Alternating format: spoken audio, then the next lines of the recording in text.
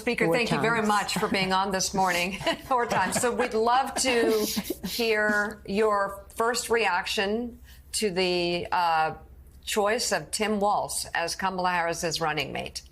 Good morning. Wonderful to be with you all. Tim Walz is wonderful.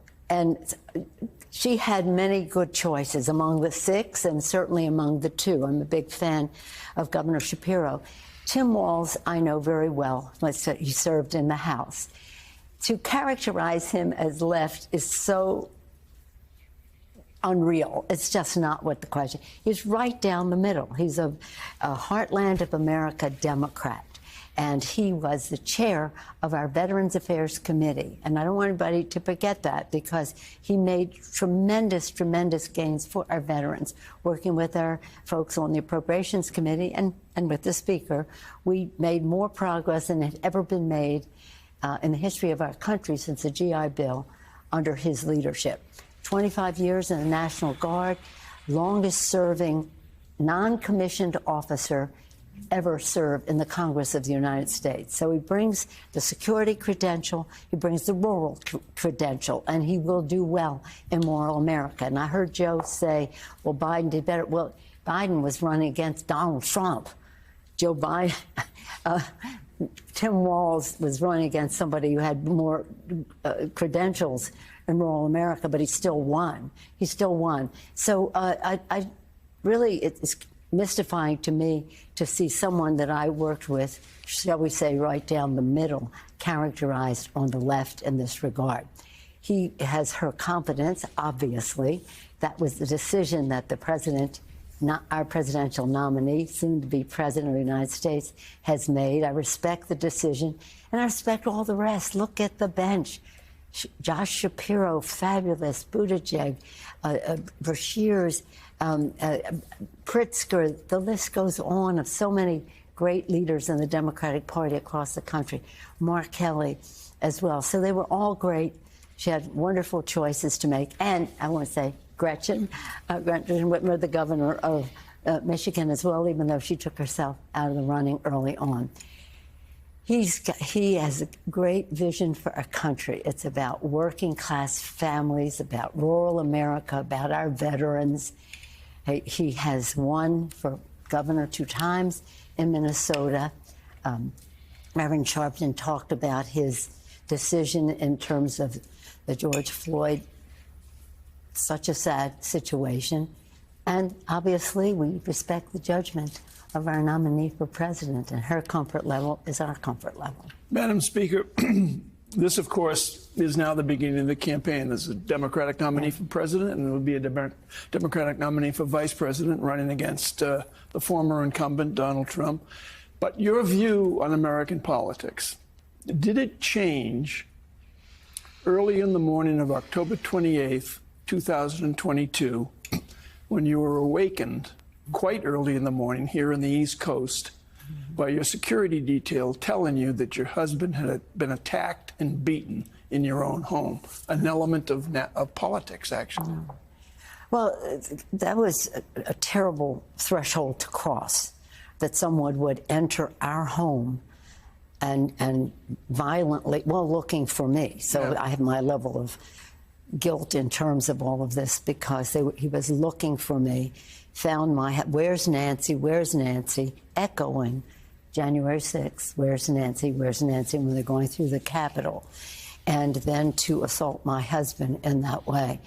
It's not, and it's personal with us, with our family, that they made jokes of it after it was even more traumatizing for our children and for our grandchildren. But it really speaks very clearly to the fact that we can't have that kind of politics in our country. Politics is a peaceful way of resolving. But it's already vicious already at the inception of the campaign. Well, I will tell you, my situation didn't happen that day. It happened of years of the Republicans demonizing me, and some of them on this network demonizing me, and so it created an atmosphere where that would be acceptable. So we can't have that. We have to take that out of the picture. We have to take that up, actually. I was so saddened when the assault on the president. That has no place. Thank God it did not harm him greatly, and he survived. But we can't have that in our politics. That was strange. We don't know the motivation. We don't know the person. What happened in our house was directly related to the politics of the day. Speaker Pelosi, isn't that one of the things you hope to bring out in this book, The Art of Power, that we need to return to a sense of how we get legislation through, how we change policy, how we we can disagree without being disagreeable. And I think that's one of the reasons it may be providential. As a minister, I'll say providential. You hear when Walz is chosen to run with Vice President Harris, because really this election will be about going back to the art of politics rather than using physical force and threats and all kind of comedic as well as dangerous rhetoric. Well, you see, I mean, here we are in a journalistic forum that this person who had been president would say as president to a crowd, if you beat up the press, I'll pay your legal fees. That's not appropriate in any way, but you didn't see too much blowback from other responsible Republicans on that. But to your point, Reverend Sharpton, thank you for making it, we have to return to that. I've been in the Congress a long time. We had our differences of opinion. That's the Democratic way. What's the role of government, the role of the federal government versus local, and we represent our job title and our job description are one and the same, representative. We represent our districts, and so we have differences of opinion, whether it's regional, generational, ethnic. In many ways, we have differences of opinion, political philosophy as well. So we have to return to a time when I first came to Congress, it was like a kaleidoscope. One day, the Democrats over there would be against the Republicans over here. The next day, it would be Democrats and Republicans and one part of the coalition against Democrats and Republicans. So everybody was a strength to you at some point, and you didn't want to weaken any resource, and you always wanted to respect the people who sent them there. I believe in the goodness of the American people. I think they want us to return to a place where we come, we negotiate, we collaborate.